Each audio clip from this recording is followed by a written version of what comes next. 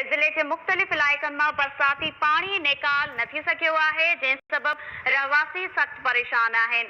वधीक तफ़सील मालूम कंदासीं। असां लाइन ते मौजूद आहे ठटो खां KTN न्यूज़ जो रिपोर्टर महबूब बिरोही। जी महबूब, वधीक छा तफ़सील आहिनि?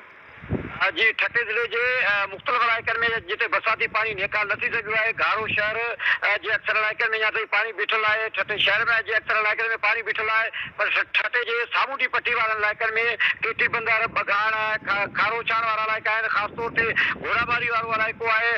उन सां गॾु मीरपुर साकरो वारा इलाइक़ा आहिनि। उन साइडी पट्टी जा 300 खां मथे ॻोठ हिन वक़्तु मुकमल तौर ते पाणी हेठि आयल आहिनि, जितां पाणी निकाल न थी सघियो आहे।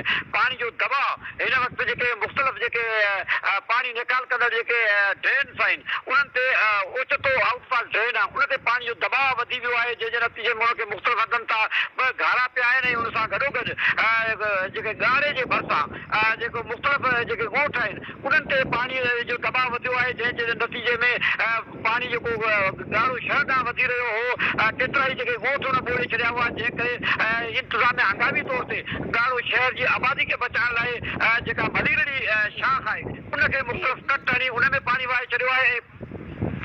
वॾी महिरबानी नाज़िन ठटो खां महबूब बिरोही असांखे तफ़सील ॾिना आहिनि।